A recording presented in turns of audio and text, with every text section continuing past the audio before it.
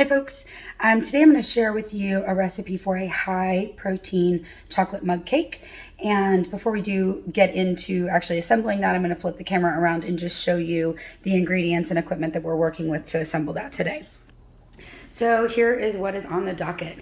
We have casein protein from Driven Nutrition, coconut flour. I actually also make this with almond flour. So you have a little flexibility in the choices there, and we can talk a little bit later about the differences in texture. Liquid egg whites. I'm using Monkfruit sweetener. You can use another dried sweetener of your choice. I like the toasted coconut almond milk. You could do this with coconut milk, almond milk, whole milk, however you want to get a liquid in there. It could be water if you wanted, but my goal is to get some flavor and mostly flavor in this case. These are Lily's dark chocolate baking chips. I have, of course, decanted into my own containers. This is shredded, dehydrated coconut. I think it's also sweetened. We're working with baking powder and cocoa. So we're mostly going to be doing a combination of measuring using our measuring spoons and using the scale where we are able to and it makes sense. So bear with me as I set up my camera here. Sort of. Oh my God, I feel like this is taking forever. Good morning. So I use a particularly large mug. This is a 16-ounce mug. I'm firmly committed to coffee in my life, but it's great for doing these chocolate mug cakes because with the baking powder and the egg whites, there's really a lot of leavening happening here, and when you bake that, it starts to rise to the top. It comes to the top of the mug, really. It'll deflate once you take it out pretty immediately, but you don't want it spilling over a smaller mug. So to start with, I'm actually going to, we're going to try with coconut flour today, and I'm just going to use the tablespoon to measure that out. We're going to do 3 tablespoons of coconut flour. That's 1.5 servings, has a lovely smell to it. Goes really well with the sweetened dehydrated coconut that we put a little pinch of at the end. All right, then we're going to do our protein powder. I do weigh this, and if you are doing any kind of other protein powder, I would recommend that you just take a look at what the serving size is and use that as a serving size. This is a pretty flexible recipe. So I go ahead and fill up the scoop. A scoop is supposed to be about 29 grams. Depending on how tightly you pack that, it can vary pretty widely. So I just go ahead and weigh out the serving instead of assuming that the scoop is what I need it to be. But I can dump that in there pretty heartily until I get a little closer to my weight there in the end of the scoop.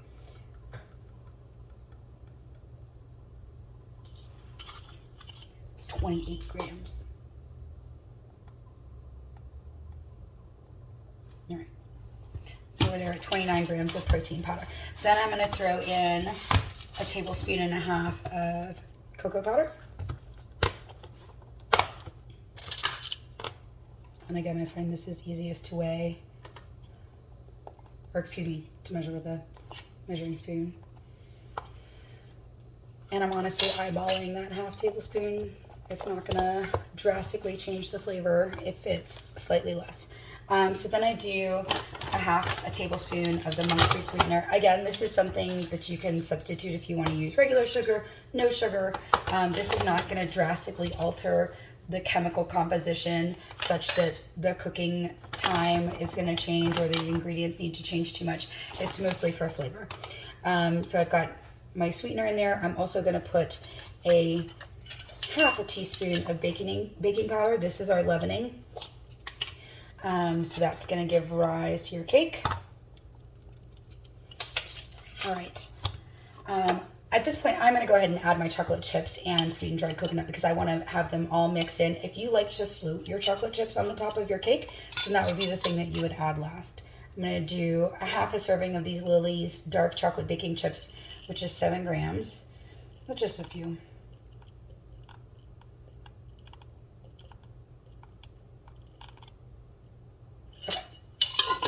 And I'm going to do about 2 grams of this sweetened dried coconut, which is a healthy pinch.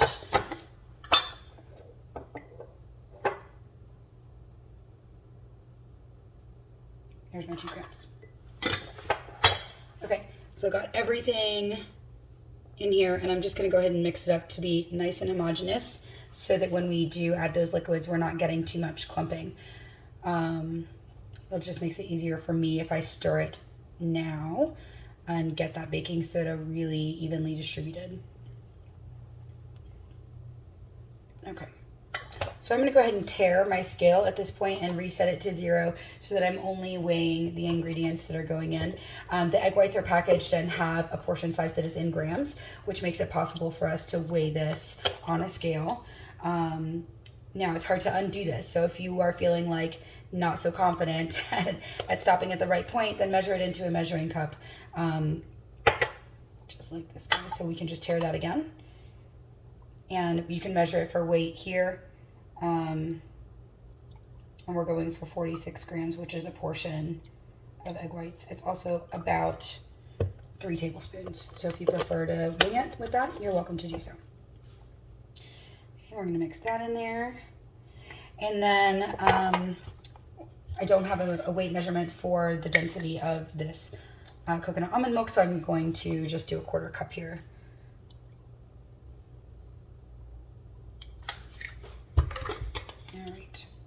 So all of our liquids are in here. At this point, I'm just gonna give a good stir. This honestly gets to be, it's like a pretty thick mixture. Not unlike what you would have in a traditional cake before you put it in a pan, or brownies, maybe more like a brownie texture. Less of a batter, more of like a brownie sludge. So in particular, this coconut flour just like really absorbs the moisture in a way that the almond flour does not. So it ends up being kind of a denser mix to start with. And so I always adjust as needed with an extra splash of either egg whites or almond milk. I see no reason not to go bonus with the egg whites just because it's added protein. There's no carbs, there's no fat. So I'm just going to give that. Here's the texture we're starting with. I'm just going to give that a tiny splash more and mix it up.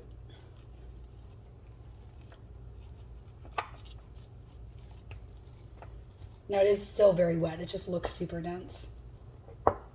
Okay, so this is going to get 60 seconds in the microwave. My microwave is 1200 watts, and at about 45 seconds it sort of crusts this particular mug.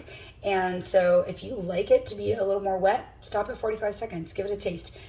Egg whites are fully pasteurized, which means you can eat them raw. We are cooking them primarily, so that, you know, either way, whatever kind of tastes better to you. If you like that battery texture, you can stop it cooking as early as 30 seconds. I find that it tends to be a little underdone even at 60 seconds, but once you mix that with the bottom, which is well cooked, then it kind of, that heat distributes and it's just kind of just right. So I'm gonna go ahead and pop this in the microwave, put you guys on pause, and I'll be right back. Okay, welcome back. This is our coconut flour chocolate mug cake. This stays a little fluffier after it comes out of the microwave. You can see that it's kind of got some cakey texture to it, right? Like where it's more cooked, right? So you can go ahead and mix this in at this point. The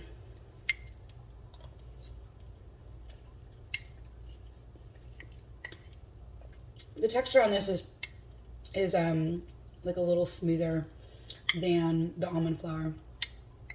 With any of these, I would highly recommend eating them right after they're prepared. If you're feeling like it's too dry, this is, again, you can just like toss a little almond milk over top of it.